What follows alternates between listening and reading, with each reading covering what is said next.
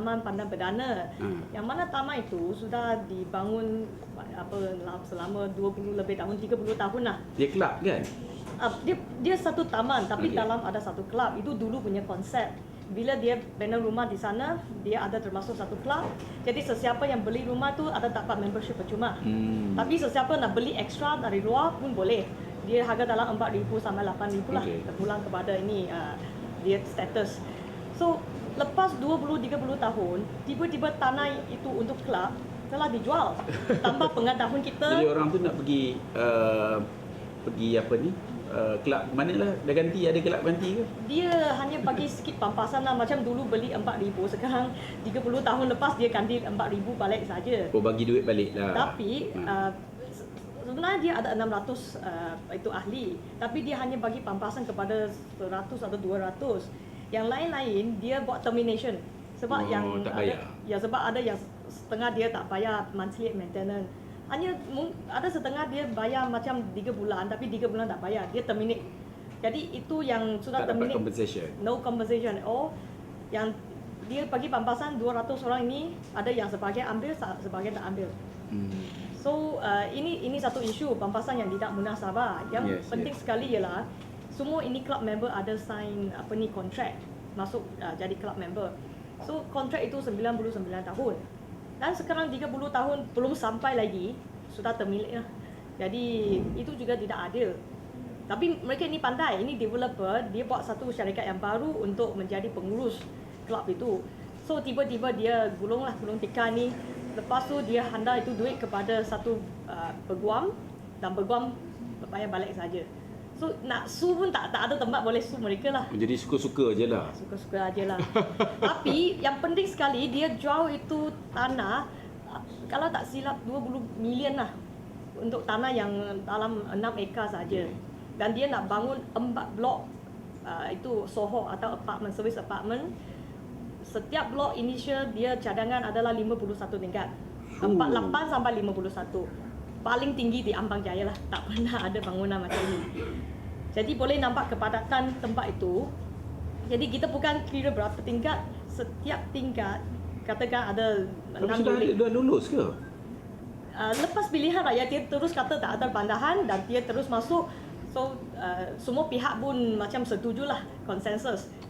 Tapi apabila kita keluar buat pandahan, tiba-tiba dia kata itu tempoh pandahan sudah habis. Tapi kita tak pernah nampak ada signboard ke ataupun pengumuman untuk pandahan itu. Jadi ini kita rasa ditipu lah.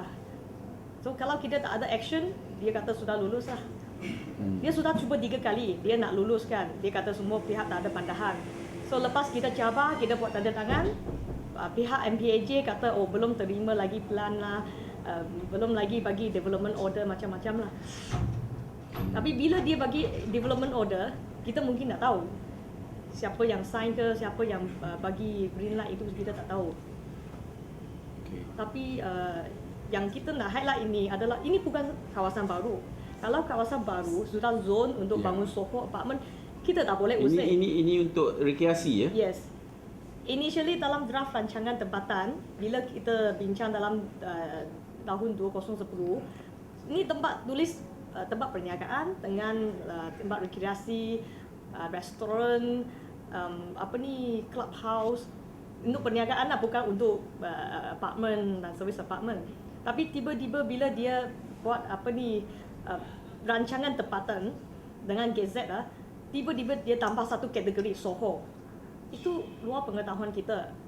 Saya bekas adun di sana, saya pun tidak tahu ada macam benda ini. Kalau saya sudah tahu, awal-awal saya akan buat pandahan dulu. Tapi dia agak dibagi notis kecil lah. Notis pun tak ada. Tak ada. Dekat longkang. Itu.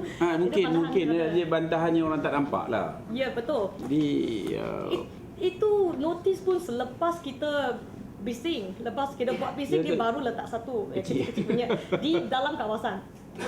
So hanya lepas tu dipagar. Dalam pagar. Siapa berapa penduduk situ? Berapa ramai? Penduduk ini agak dalam sekitar itu 10,000 lebih. 10,000. Kalau kita kira unit rumah dan kedai, agak dalam 5,000. Jadi dengan 4 blok itu, kira-kira dia tambah 3,000 unit. more than half. Jadi populasi akan tambah lebih daripada separuh lah. Jadi ini agak kita kata pembangunan Tempat dia kat mana? luar Tempat biasa. dia? Apa tu? Tempat dia Pandan Indah. Kawasan Pandan Ampang lah ataupun kira-kira Ampang. Kita bukan kata pemaju tak ada hak. Kalau itu tanah dia dan dalam rancangan itu betul, kita memang tak boleh buat banyak usik lah. Mungkin boleh minta dia turunkan berapa tingkat. Tapi masalah ini ialah, ini adalah satu kita kata mature development area. Yalah, jalan pun tak boleh ada jalan baru kan. Kecuali dia buat jalan bawah tanah ke, dia buat tanah ke boleh kalau lah. dia boleh lah. Atau buat Longkang terbang ke. Kan? Sewage tank semua ni. Yalah betul. Ya, Maknanya betul. macam mana kita boleh, contohnya kita beli satu tempat, tiba-tiba ada rahsia yang kita tak tahu. Ya, betul. Ada tasik ke, ada lubang ke, ada benda-benda ini pun merupakan masalah tambahan. Pasal saya rasa development perlu ada infrastruktur yang cukup. Jalan, sewage, sewerage, whatever lah. Betul. Jalan kalau jalan kecil, macam mana nak lalu? Kecuali dia buat kereta api ke, dia buat jalan bawah tanah, dia pakai kapal terbang ke. Jadi sekarang ni dia tak pakai kapal terbang kan? Ya, tak. Tapi dia janji banyak lah. Jalan Dia raya, janji jalan pakai kapal raya. terbang, okey. Jadi kita melihat perkara ini sebagai satu pencabulan hak lah saya rasa untuk penduduk di situ, kerana sudah tentu mereka akan terkejut ya, dan banyak saya dapat tahu juga dengannya sekarang ni pun kerja-kerja awal pun telah memberi kesusahan kepada kesesakan lalu lintas kan. Sudah jadi Jadi ini satu benda yang saya rasa MPAJ kena beri jawapan. MPAJ kata apa?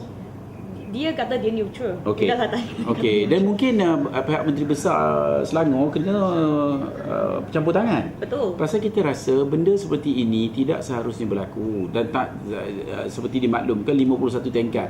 Baik dia buat 100 tingkat terus lawan KLCC lagi Oh, ya, bagus. betul. Kalau jadi- boleh. Kalau boleh apa Untung salahnya, banyak. untung banyak lagi. Jadi ini yang saya rasa kadang-kadang kita buat kerja yang tidak, pada saya ini adalah satu usaha ke arah mengenepikan rakyat dan hak rakyat lah, hak pengguna kan.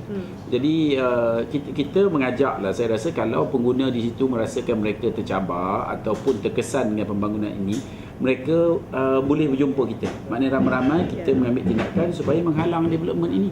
Pasal kalau tidak, dia nak buat development di mana-mana pun. Dalam KLCC pun bukan tiba-tiba di tengah malam, esok nak buat development terus naik bangunan. Tak boleh. Dia kena ada bantahan, dia kena ada cukup jalan, cukup air. Ni air tak cukup kan macam mana? Dia tak payah mandi. Boleh mandi air tasik tu lah. Tunggu air hujan. Air hujan ke. Jadi ini antara perkara yang saya rasa kita semua pengguna harus sedar, kerana ini melibatkan kita pengguna. Kalau tidak hari ini, esok. Jadi seharusnya kita bekerjasama ke arah mengembalikan hak pengguna. Tapi masalah ialah mereka tak sedar itu hak mereka. Walaupun pihak ahli politik pun tak sedar itu hak penduduk. Kalau kita bagi contoh, kita tengok di Australia ke atau UK ya. Kalau you tiba-tiba nak buat bangunan baru di tepi ataupun dalam lingkungan neighbor pun tak boleh ya. Dia buat bandahan, even though it's just 2-3 people, but itu dah hak mereka sebab dia yang duduk sana. Tiap-tiap hari dia tengok lori masuk keluar, lori masuk keluar. So, tapi di sini Malaysia, you boleh bandar, you buat bandahan tapi dia buat lain lah. Jadi bandahan Saya macam tak tahu sama ada ini merupakan satu kerjasama, projek ni kerjasama dengan MPAJ ke? Ada joint venture ke? Tak tahu lah, mungkin ahli politik ada joint venture. ada joint venture, saya tak faham lah. Sebab ada rumus kata siapa buy one sell one lah kalau you sokong tu. Oh, okey. Itu Tak tak pasti. apa, kita akan mengajak kawan-kawan kita dan kawan-kawan di social media semua biar sama-sama kita menentang perkara ini. Ya, betul. Kena datang beramai-ramai dan jangan putus asa. Walaupun dia sekarang buat destruction sudah pecah semua itu bangunan yang ada, tapi kita belum bagi development order. Itu saya boleh confirm lah pada setakat ini. Ya. Cuma kita nak bagi tekanan kepada pihak-pihak berkuasa macam Menteri Besar Pejabat, Menteri Besar Ahli Politik, MPAJ supaya jangan lulus. Baik. Sebab ini adalah tidak adil. Sebab saya jelas ini dia recycle tanah itu dan untung sekali lagi. Bila dia bangun taman itu, dia sudah untung sekali dengan Dia sekali lagi untung lah. Esok nanti sekarang dia sekali lagi. Yalah, kalau dia rasa sekarang lepas kita buat bandahan dia sudah turun kepada 35 tingkat. Oh. Tapi kalau 30 tahun lepas tu dia rasa Dia 30 naik 60 lagi. tingkat. So dia jual lagi. So itu kita tak kata tak etik lah. Itu profit. You It's boleh buat unethical. profit tapi tak ethical lah ini cara. Bagi pengguna yang ingin mengemukakan sebarang aduan, sila hubungi alamat dan nombor telefon yang tertera.